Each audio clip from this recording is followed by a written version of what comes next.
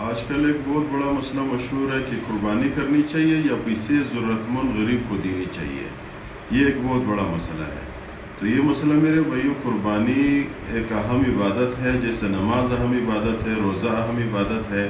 اگر کوئی بندہ یہ کہے کہ بھائی افطاری نہیں کرنی چاہیے، افطاری کی پیسے کسی غریب کو دیا جائے، یا نماز نہیں پڑھنی چاہیے، نماز کے ٹائم پہ کسی غریب کی مدد کرنی چاہیے، حج نہیں کرنی چاہیے، حج کے پیسے دوسرے غریب کو دیے جائے، نہیں، ایسا مسئلہ نہیں ہے.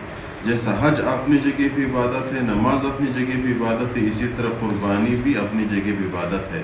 کتاب نے لکھا ہوا ہے کہ قربانی کے دنوں میں اللہ تعالیٰ کو خون سے زیادہ کوئی چیز پسند نہیں ہے. کیوں؟ ابراہیم علیہ السلام نے ان دنوں میں اپنے بچے کو ذبح کر دیا، اللہ نے اس کو ذبح قبول کر دیا. بچہ تو ذبح نہیں ہوا، ایسا ہو گیا جیسے اللہ نے اس کے بچے کو اس نے ذبح کر دیا اور اللہ نے قبول کر دیا. تو جو بھی بندہ قربانی کرے گا اللہ تعالیٰ اس کو اسی طرح ثواب دے گا جیسے ابراہیم علیہ السلام کو ثواب دیا ہے.